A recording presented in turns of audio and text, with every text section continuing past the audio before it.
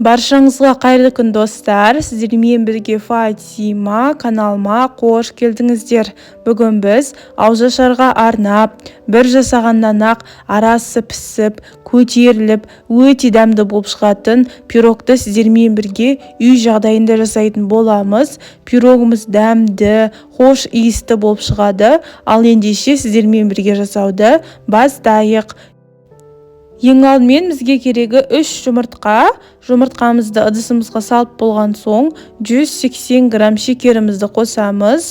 Сосын миксердің көмегімен жұмыртқамыз ағарғанша миксерлаймыз. Бұл жерде миксерді тоқтатпай, миксердің бірінші скоростында жұмыртқамыз 3-4 есеге көтерілгенге дейін шамамен 3-4 минуттай миксерлайтын боламыз. Мінекей қараңыздар, біздің жұмыртқамыз осылай ағару қажет.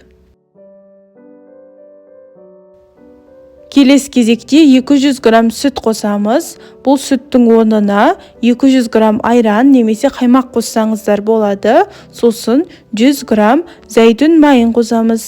Зәйтүн май жоқ болса, сұйық май немесе 100 грамм ерітілген сары май қоссаңыздар болады. Ол өз қалауларыңызда. Сосын венчиктің көмегімен осылай төменнен жоғарыға қарай жақсылап тұрып араластырып аламыз.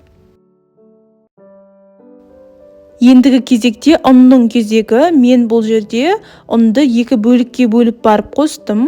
Ұнның бір бөлігін електен өткізіп болған соң, сосын бізге керегі қопсытқыш.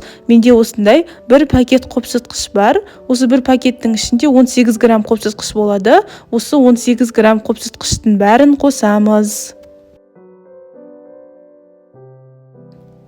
Қопсытқышты қосып болған соң, венчиктің көмегімен төменнен жоғарыға қарай қамырымыз біркелкі болғанша араластырамыз.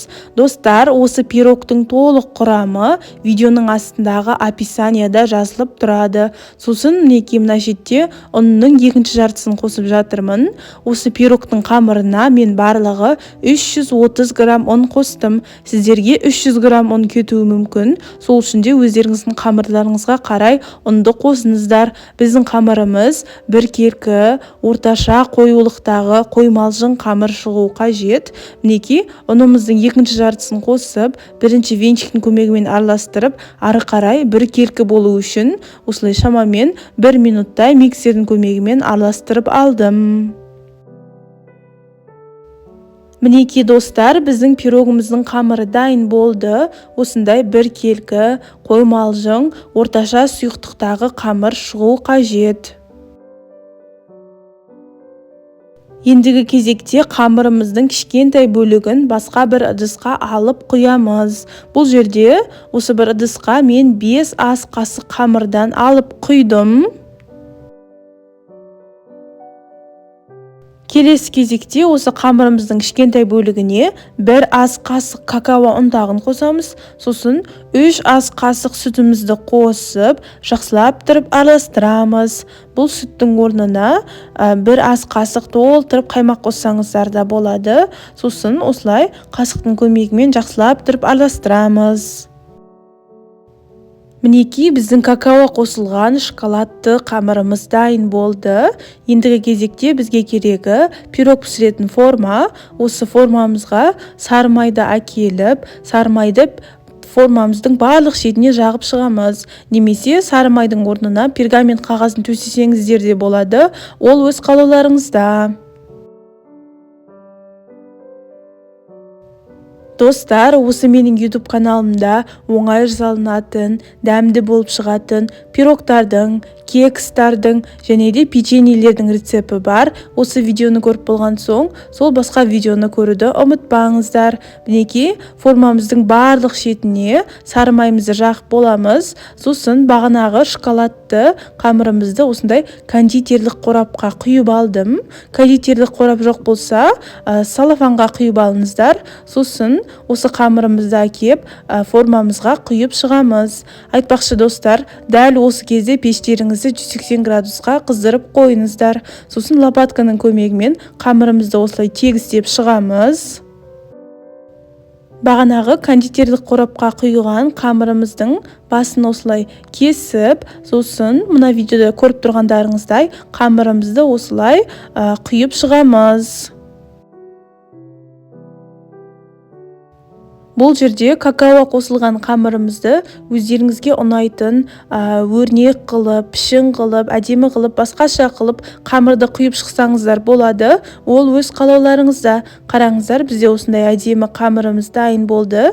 Енді осы пирогымызды қызып тұрған пеште 180 градуста 30-35 минут аралығында пісіреміз. Өздеріңіздің пештеріңізге қарай пирогтарыңызды пісіріңіздер. Мына менің пирогым 30 минуттың ішінде пісіп шықты. Осы пирогтың піскенін осындай таяқша арқылы білсек болады. Таяқшамыз құрғақ болып шықса, пирогтарыңыз пісті деген сөз. Қараңыздар, осындай өте әдемі болып көтеріліп пісіп шықты. Осы пирогтың дәмін татпастан бұрын кішкене 5-10 минуттай суытып, сосын кесіп дәмін татып көре берсеңіздер болады. Мінекей, мына шетте сіздерге қазір ортасын кесіп көрсетейін. Біздің пирогымыз өте жұмсақ болып шыққан, оңай кесіліп жатыр. Қараңыздар, осылай өте әдемі болып көтеріліп пісіп шықты. Пирогтың арасы да піскен. Достар, сіздер де осы пирогты міндетті түрде жасап көріңіздер. Пирогымыз өте тәтті, дәмді, хош иісті болып шыққан. Және де осы пирогты жасау өте оңай, сіздердің көп уақыттарыңызды алмайды. Пирогымыз осындай әдемі болып, керемет болып шығады. Барлық жақындарыңызға, достарыңызға ұнайтынына күмәнім жоқ. Сіздермен болған Фатима. Каналыма тіркеліп, лайк басып, комментарий жазуды ұмытпаңыздар. Келесі видеода кездескенше.